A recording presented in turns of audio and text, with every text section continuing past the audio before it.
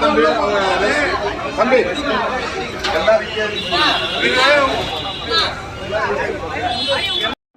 இங்கே எத்தனாவது பதிவு வாக்குறது?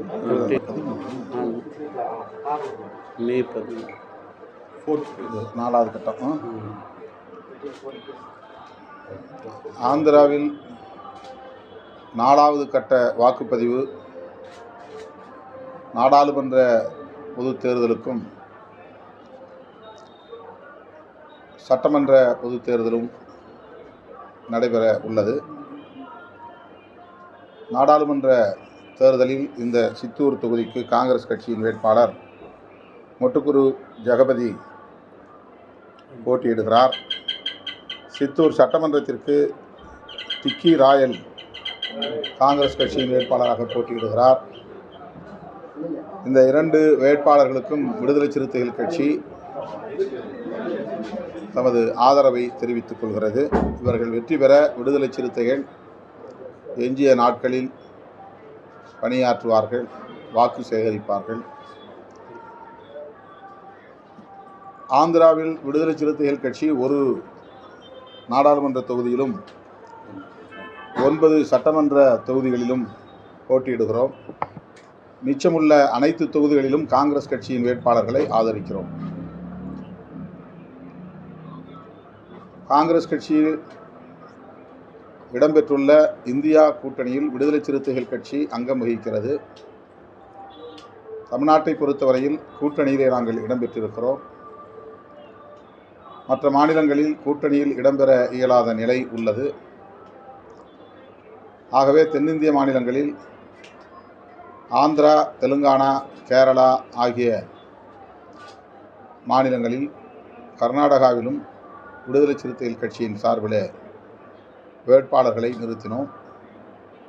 கர்நாடகாவில் 3 தொகுதிகளில் வேட்பாளர்களை நிறுத்திய நிலையில் காங்கிரஸ் கட்சியின் முன்னணி தலைவர்கள் விடுதலை சிறுத்தைகள் இந்த 3 தொகுதிகளிலும் காங்கிரஸ் கட்சி வேட்பாளர்களை ஆதரிக்க வேண்டும் என்று வேண்டுகோள் விடுத்ததன் அடிப்படையில் கடைசி நேரத்தில் விடுதலை சிறுத்தைகளின் 3 வேட்பாளர்களும் காங்கிரஸ் கட்சியின் வேட்பாளர்களை அதிகாரபூர்வமாக ஆதரிப்பதென்று முடிவெடுத்தோம். அந்த அடிப்படையில் கர்நாடகாவில் நான் பெங்களூர் மாநகரத்தில் போட்டியிடக்கூடிய காங்கிரஸ் கட்சி வேட்பாளர்களுக்கு ஆதரவாக பிரச்சாரமும் செய்தேன்.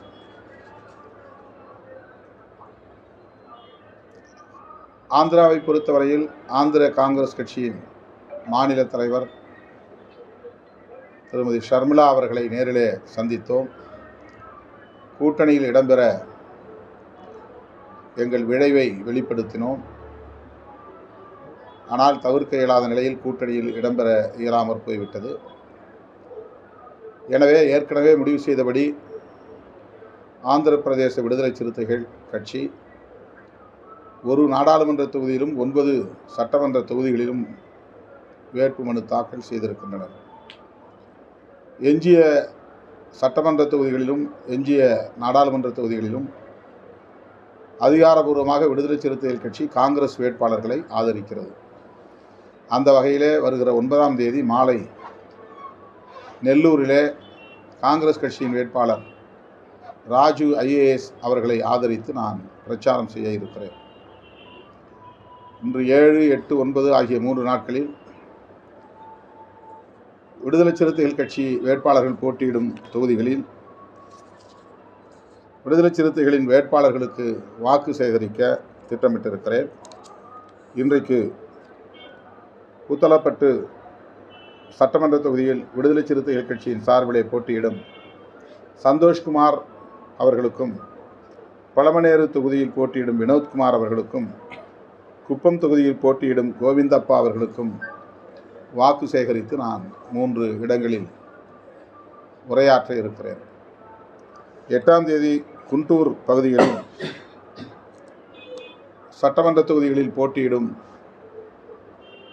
வேட்பாளர்களுக்கு, குறிப்பாக ஆந்திர மாநில தலைவர் வித்யாசாகர் அவர்களுக்கு வாக்கு சேகரித்து பொன்னூரிலே நடைபெறவிருக்கிற பொதுக்கூட்டத்தில் கலந்து கொண்டு நான் உரையாற்றுகிறேன்.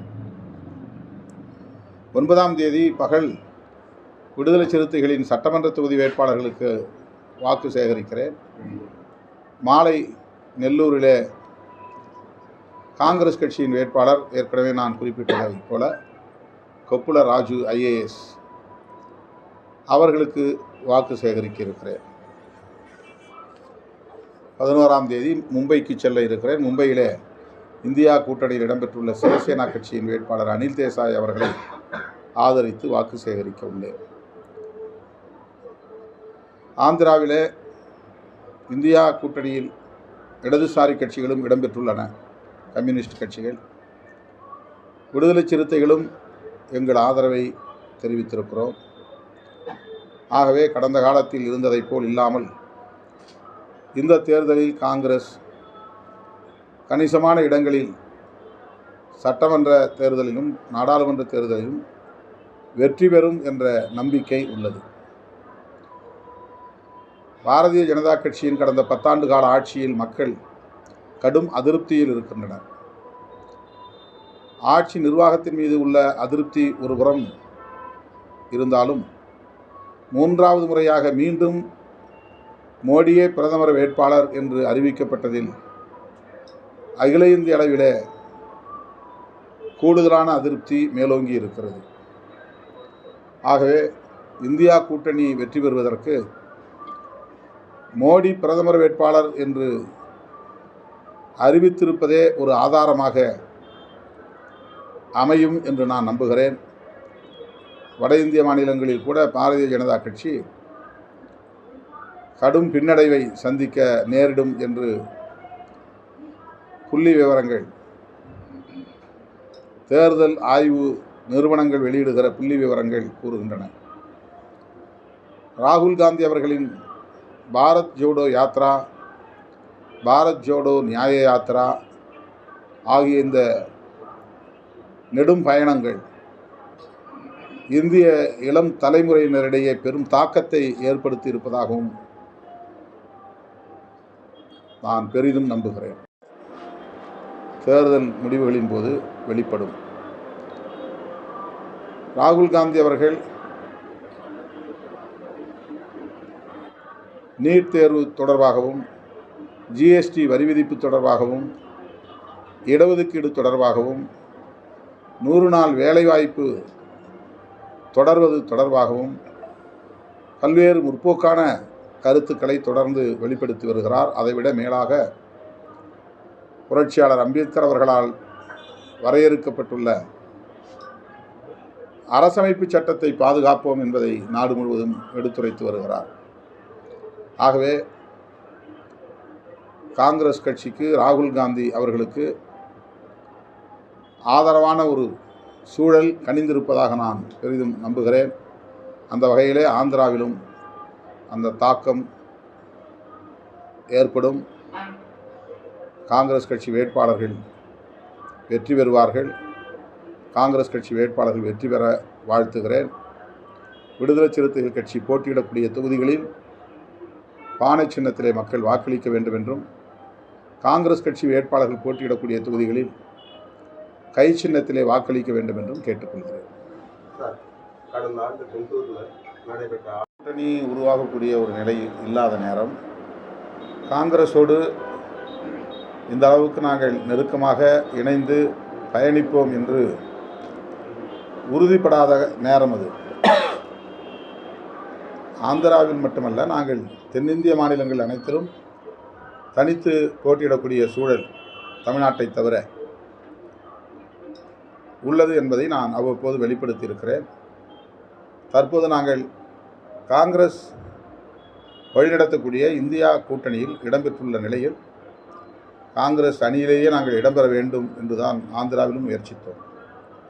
ஆந்திர பிரதேச காங்கிரஸ் கமிட்டியின் தலைவர் ஷர்மிளா அவர்களை நேரிலே சந்தித்து ஓரிரு தொகுதிகள் எங்களுக்கு நாடாளுமன்றத்திலும் ஒரு சில தொகுதிகள் சட்டமன்ற தேர்தலிலும் ஒதுக்க வேண்டும் என்று கோரியிருந்தோம்.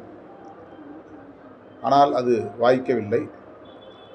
ஆகவே குறிப்பிட்ட சில தொகுதிகளிலாவது முன்னணி பொறுப்பாளர்கள் போட்டியிடுவது என்ற முடிவை நாங்கள் எடுத்திருக்கிறோம். இந்தியா கூட்டணி ஆனால் இங்கே இப்போ கூத்தால்பட்டு பழனியர் குப்பம் தொகுதியில் காங்கிரஸ் கட்சி வேட்பாளர்களும் போட்டிருக்காங்க. ஆனால் விடுதலை சிறுத்தை கட்சி வேட்பாளர்களும் போட்டிருக்காங்க. அது ஒரு சில தொகுதி 9 தொகுதி தான். மற்ற தொகுதிகளில் எங்களுடைய ஆதரவை நாங்கள் வெளிப்படுத்துகிறோம். இப்போ இதே சித்தூரில் சட்டமன்றத்தில் நாங்கள் போட்டியில்லை. சித்தூர் வேட்பாளர் டிக்கி ராயலுக்கு எங்கள் ஆதரவை தெரிவிக்கிறோம். சித்தூர் எம்பியில் நாங்கள் போட்டியிடவில்லை. சித்தூர் எம்பி வேட்பாளர்களுக்கு எங்கள் ஆதரவை தெரிவித்திருக்கிறோம். போட்டியிடாத இடங்களில் காங்கிரஸ் கட்சி வேட்பாளர்களை நாங்கள் ஆதரிக்கிறோம். போட்டியிடுகிற இடங்களில் எங்களால் காங்கிரஸ் கட்சியின் வெற்றி பாதிக்கப்படாது என்று நம்புகிறோம். பழமநேரில் ஒரு பாயிண்ட். இது ஒரு அனுபவத்துக்காக தான் நினைக்கிறோம். இந்த தேர்தல் நாங்கள் வெற்றி பெற வேண்டுங்கிற அடிப்படையில் நினைக்கல. கூட்டணியில் இருந்தால் நாங்கள் வெற்றி பெறுவதற்கான ஒரு வாய்ப்பு இருக்கும். நாங்கள் கடுமையாக முயற்சிப்போம். இது எங்கள் தோழர்களுக்கு ஒரு தேர்தல் அனுபவம் தேவை. ஏற்கனவே எடுத்த முடிவு. அதனால் அந்த முடிவில் இருந்து முற்றா கைவிட வேண்டாம் அப்படிங்கிறதுனால ஒரு சில முன்னணி தோழர்கள் மட்டும் விண்ணப்பம் செஞ்சுருக்காங்க. இந்தியா கூட்டணியில் காங்கிரஸ் கட்சி நல்லா இருக்காங்க. ஆந்திராவில் காங்கிரஸ் கட்சி டெபாசிட் கூட பெறாத நிலையில்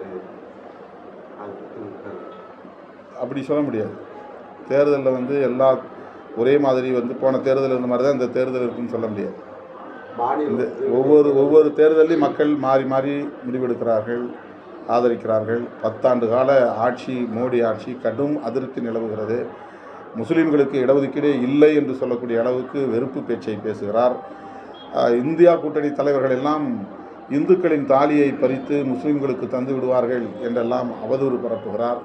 எனவே மோடிக்கு எதிராக பாஜகவுக்கு எதிராக காங்கிரஸை ஆதரிக்கும் மனநிலை இன்றைக்கு மக்களிடத்திலே மேலோங்கியுள்ளது. ஆகவே இந்த முறை காங்கிரஸ் ஆந்திராவில் எல்லோரும் ஆச்சரியப்படக்கூடிய வகையில் கணிசமான இடங்களில் வெற்றி பெறுவார்கள் என்று நான் நம்புகிறேன்.